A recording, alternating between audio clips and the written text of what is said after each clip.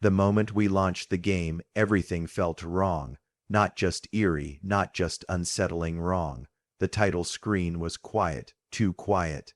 No music, no cheerful menu sounds, just the low, muffled roar of the ocean, like we were already underwater. And when we clicked start, I swear it felt like the game pulled us down into the abyss with it. The ocean spread out endlessly before us, dark, heavy, alive. The water rippled like something massive had just passed beneath. But there were no seagulls, no wind, no signs of life. Just us, floating in silence. My chest tightened, and I caught myself gripping the controller too hard. "It's just a game," I muttered, trying to laugh, but the silence was suffocating. Even the loading screen felt like it was dragging us into something we weren't supposed to see. We moved forward, and the surface of the water shimmered in the moonlight, calmed too calm. Then, out of nowhere, the sound hit. A deep, guttural hum, so low it made my headset rattle. It wasn't music, wasn't background noise. It was alive.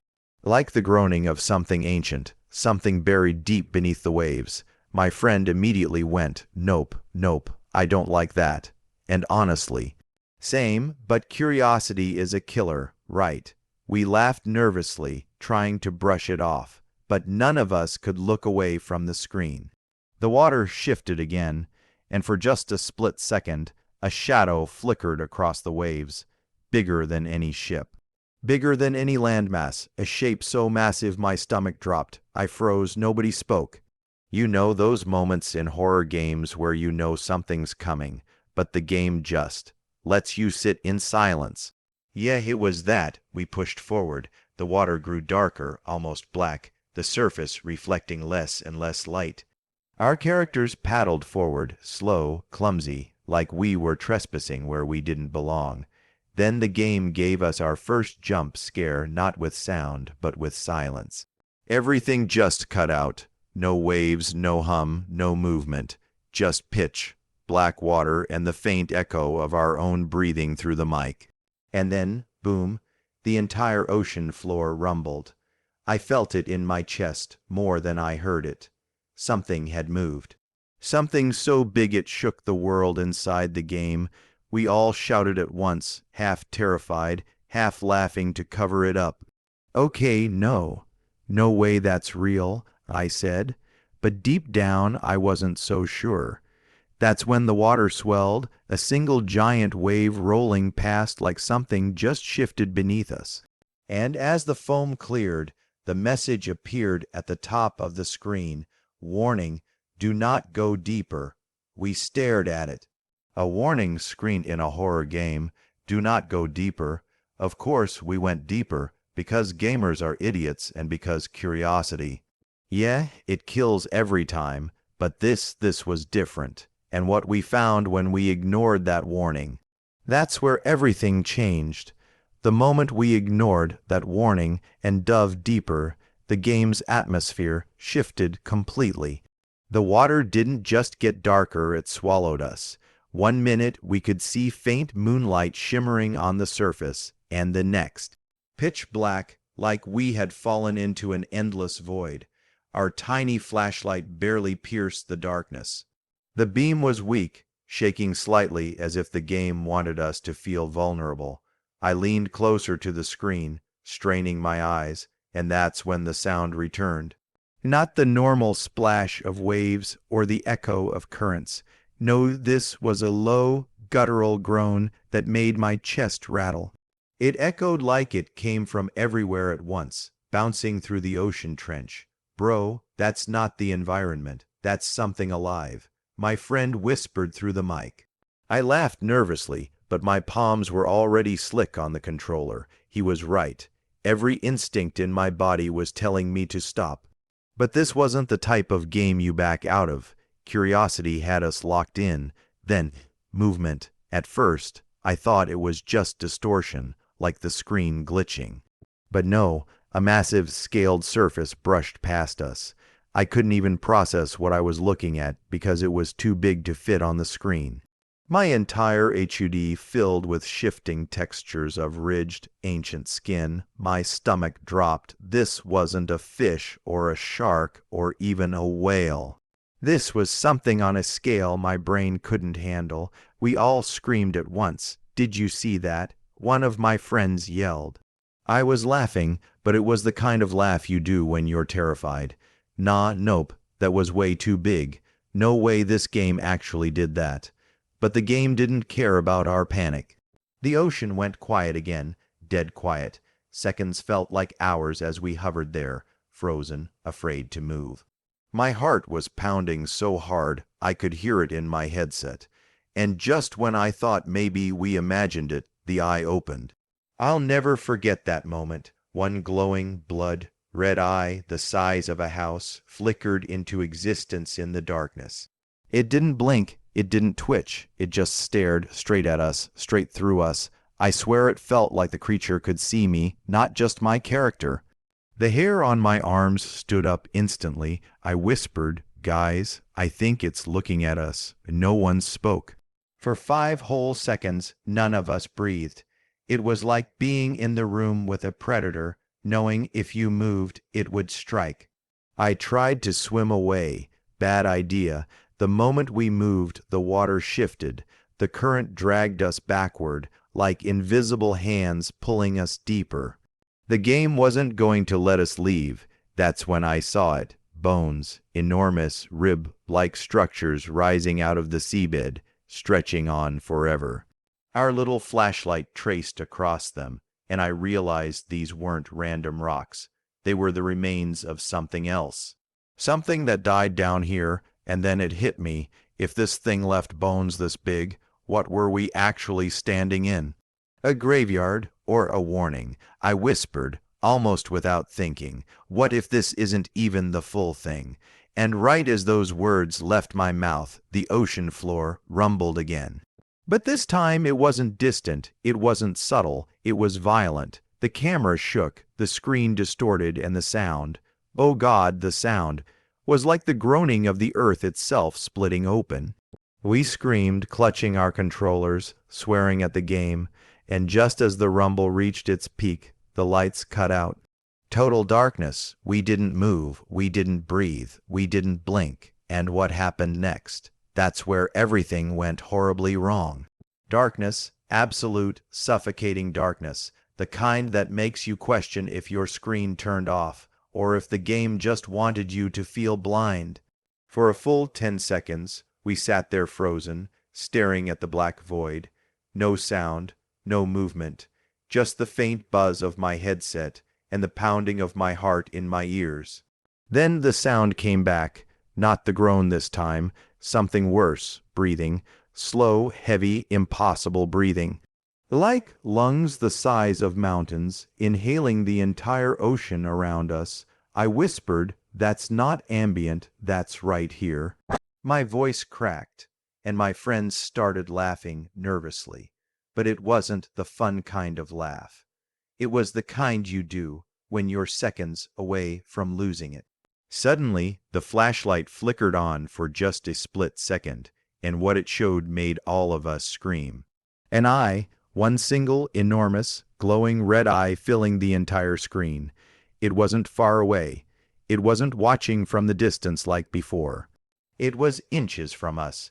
The creature had moved closer without a single sound, without a single ripple. It had been waiting for us, watching. The eye didn't blink. It didn't move. It just stared, and in that stare, I swear I felt something. Like a pressure, heavy and crushing, pressing into my chest. It was more than just graphics. It felt like the game was reaching out of the screen and into me.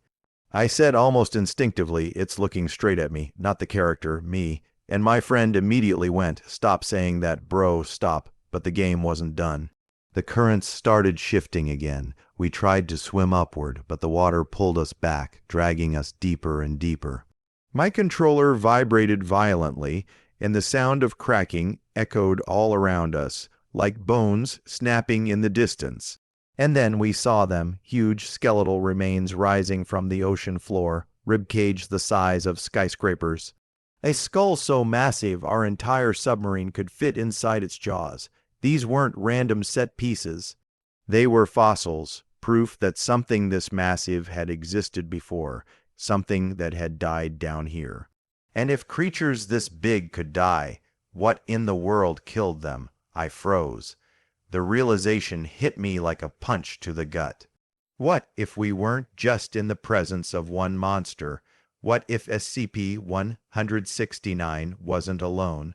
The sonar suddenly blared. A single sharp ping that made me flinch in my chair. On the radar, a shape appeared. At first, it looked like static, glitching out the display. But then it grew clearer. Not a shark, not a whale. The shape was so large, it filled the entire screen, spilling out of the boundaries of the radar. Oh no, oh no, no, no, no, my friend muttered, voice shaking. We were trapped in the same trench with something that size. The eye blinked, slowly, and then the entire screen shook as if the creature shifted its body. Massive, echoing groans filled the ocean. Pressure built in my ears as if I was the one underwater. The game wanted us to feel small, and trust me, it worked. I whispered, what if this isn't the full thing?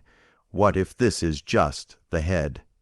And then, as if the game had been listening, the ocean floor began to move. The bones we thought were part of the environment. They weren't bones. They weren't rocks. They were part of it. The ground cracked open, sand lifting in massive clouds, as if an entire continent had just shifted beneath us. The radar screamed, the audio peaked.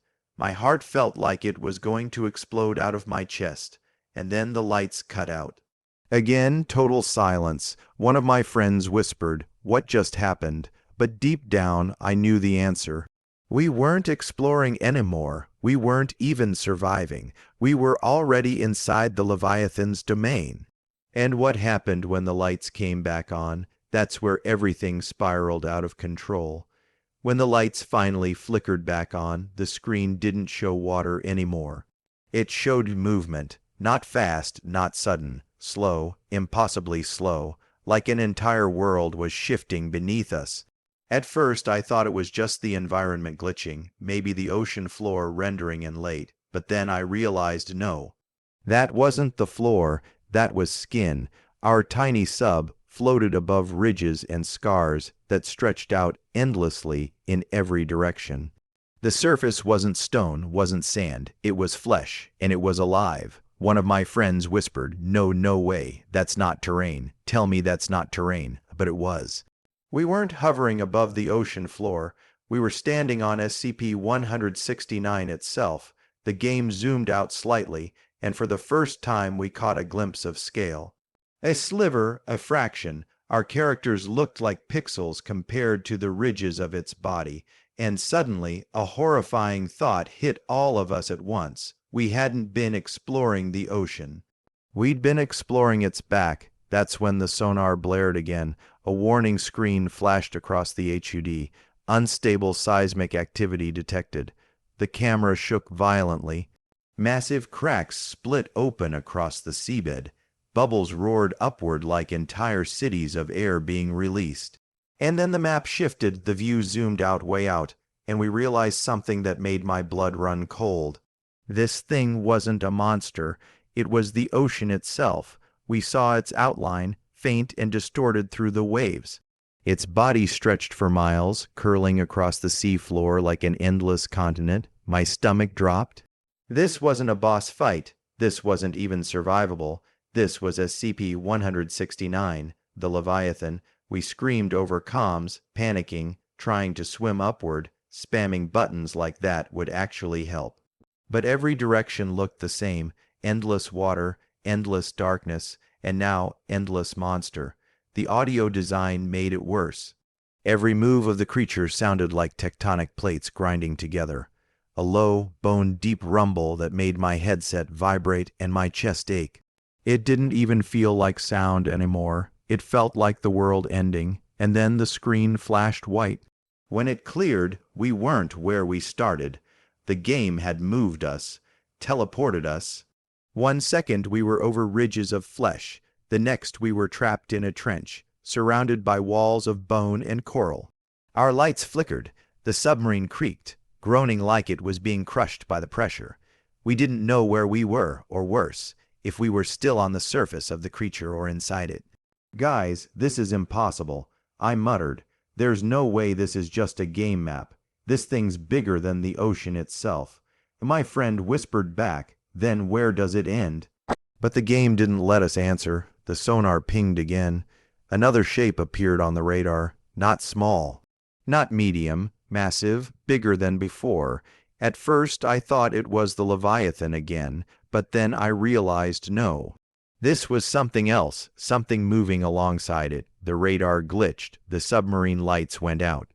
And then the warning popped up on the screen, in bold, red letters. "Proximity alert. SCP-169 is awake." The sound that followed nearly blew out my headphones. A roar, not an animalistic cry, but the groaning of an entire continent shifting, an entire ocean rising. And just as the noise reached its peak, the game cut to black. We sat there frozen. Nobody moved. Nobody even breathed. And what came next? That's where the nightmare truly began. When the screen faded back in, we weren't in the trench anymore. The game had dropped us somewhere else entirely. The water here was calmer, clearer, almost peaceful. For a moment, it almost felt like we'd escaped. The submarine stopped creaking, the sonar went quiet, and the endless black void above us seemed lighter. We all let out nervous laughs. Okay, maybe that was it. Maybe that was the big scare. One of my friends said. I wanted to believe it. My hands were trembling on the controller, my pulse still thundering in my ears. But some part of me knew the game wasn't done. Horror games never let you off that easy. Then we saw it. In the distance land, a massive shadow rising above the waterline, stretching across the horizon. Hope surged through us instantly. We cheered, laughed, joked that we'd made it out alive. We actually did it. I said, we found land, we're safe. And that's when the cracks started showing. As we got closer, something felt wrong. The island wasn't jagged rock. It wasn't covered in trees or sand. It was smooth, too smooth. The surface glistened under the faint moonlight, wet like flesh. I zoomed the camera in, squinting at the textures, and my heart dropped into my stomach. The ridges, the patterns, they weren't geological. They were biological. This wasn't an island. This was a scale. My friend whispered, "Bro, we're still on it." And then it moved. The entire island shuddered, water rushing off its surface like rivers, waves rising higher than skyscrapers. We screamed as the submarine was tossed like a toy, alarms blaring, red lights flashing. I gripped my controller so hard I thought it would snap in my hands. The entire ocean heaved upward as the Leviathan began to rise. From beneath we saw it, just a fraction. A glimpse of its true form. Colossal fins, each one the size of cities, unfolded from the abyss. Water cascaded down its body in waterfalls, so massive they looked like tsunamis. The sheer scale of it made me feel like nothing, like dust floating in the universe. The sound, God, the sound. It wasn't a roar. It wasn't even an animalistic cry. It was the sound of the earth itself tearing open. A sound that made my vision blur, my ears ring, and my chest ache like I couldn't breathe. I ripped my headset halfway off, but even through the speakers it shook me to my core. We tried to escape, paddling away desperately, but the game didn't care. The current pulled us back toward the rising mass. The camera zoomed out slightly, showing more and more of its body, and that's when the worst realization hit. What we thought was an island wasn't its back, wasn't even close. It was a single scale on its side. A scale, one piece of armor on a creature so impossibly large we couldn't even comprehend where it began or ended. "Guys," I whispered, "we're not even seeing all of it." But before we could process that horror, the game threw its final gut punch. The sonar screamed louder than before. A new warning appeared across the HUD, flashing red. Surface breach imminent. The screen shook violently. Waves crashed over us. The horizon split as something even bigger began to push through the water, and then the entire game glitched. The camera twisted, the audio distorted into static, and everything froze on one horrifying frame, an open, cavernous mouth stretching wider than the ocean itself. And then silence. The screen went black. We all sat there in disbelief. Nobody said a word. Until finally, one of my friends whispered, "Wait, if that was just one part of it, how big is this thing really?" And the answer we got next. That's where everything shattered. The black screen lingered longer than it should have. I thought maybe the game had crashed. Maybe that terrifying image of the mouth was the end. But then the sound returned, not music, not ambient ocean noise, breathing, deep, thunderous, world-shaking breaths that rattled my headphones. Every inhale felt like the ocean itself was being swallowed, and every exhale made the water around us churn violently. And then static. The screen flickered back on. We weren't in the submarine anymore. The game had thrown us into first person, floating helplessly in the water. No HUD, no health bar, no controls, just the endless ocean stretching into the void. We spun the camera around wildly, searching for land, for anything. That's when the water beneath us shifted, a ripple so massive it lifted us up and dropped us back down like a rag doll. And from the depths, rising in agonizing, cinematic slow motion, came the eye. Not a glowing eye this time. Not a faint reflection, a full, living, blinking eye, so massive it filled the entire screen, veins like rivers, a pupil the size of a stadium, unblinking, staring straight at us. My chest tightened. I wasn't breathing. I couldn't. It felt too real. The camera locked, pulling us closer and closer until the entire screen was nothing but the abyss of that pupil. And then, like the game itself was speaking to us, text appeared across the screen in dripping white letters. "You are inside me." We froze. The game glitched again, warping the audio, twisting the visuals until everything turned upside down. We were back in the submarine, but it wasn't the same. Red warning lights strobed across the interior, cracks splintered the glass, and water leaked in from every corner. A countdown appeared above the screen, oxygen depletion, 60 seconds. We scrambled, shouting over each other, desperately trying to figure out what to do. Every button we pressed just made things worse. The alarms screamed louder, the cracks grew wider, and the water poured in faster. My heart was pounding so hard I thought it would tear out of my chest. 30 seconds, one of my friends yelled. We tried ascending, engines roaring, but the current pulled us down like an anchor. The sonar pinged one last time, and for a split second, it showed the full outline of SCP-169. It didn't fit on the screen. The shape stretched beyond the boundaries of the map, curling around the edges, an impossibly long serpent coiling beneath the Earth's oceans. We weren't exploring a trench. We weren't crossing an ocean. We had been trapped on its body the entire time. 10 seconds, the submarine shuddered violently, glass shattering as water rushed in. We screamed, controllers slipping from our sweaty hands. And then, just as the timer hit 0, the screen went black again, silence, then in the faintest whisper of static, the words appeared, "It has not awakened yet," and the game closed itself. We sat there, staring at our desktops, completely speechless. My hands were shaking, my headset half off, my pulse still in overdrive. One of my friends finally broke the silence with a nervous laugh. "Yeah, safe to say, we're never opening that game at night again." I chuckled, but it didn't feel like a joke. That whisper, that text, it stuck with me, because if SCP-169 was really out there, sleeping beneath us right now, then maybe, just maybe, this wasn't just a game. So if you're watching this, here's my advice. Next time you go to the beach, look out at the horizon. If the waves seemed too calm, too wide, too endless, remember this story. Because the ocean doesn't keep secrets. It keeps monsters, and one day the Leviathan might wake up.